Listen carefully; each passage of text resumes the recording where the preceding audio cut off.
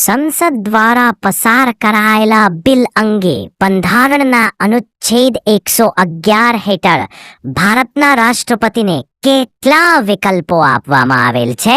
તમારા ઓપ્શન છે એ માત્ર 1, બી માત્ર 2, સી માત્ર 3, ડી માત્ર 4. સાચો જવાબ છે ઓપ્શન સી. અનુચ્છેદ 111 હેઠળ સંસદ દ્વારા પસાર કરાયેલા બિલ અંગે ભારતના રાષ્ટ્રપતિને 3 વિકલ્પો આપવામાં આવ્યા છે.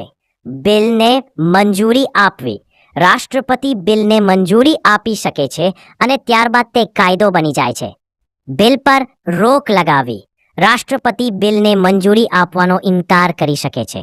આ સ્થિતિમાં બિલ કાયદો બની શકતું નથી. બિલને પુનર્વિચાર માટે પાછું મોકલવું. રાષ્ટ્રપતિ બિલને સંસદમાં ફરીથી વિચારણા માટે પાછું મોકલી શકે છે. જો સંસદ બિલમાં સુધારો કર્યા વિના અથવા સુધારો કરીને ફરીથી પસાર કરે અને તેને રાષ્ટ્રપતિને મોકલે તો રાષ્ટ્રપતિએ તેને મંજૂરી આપવી ફરજિયાત છે.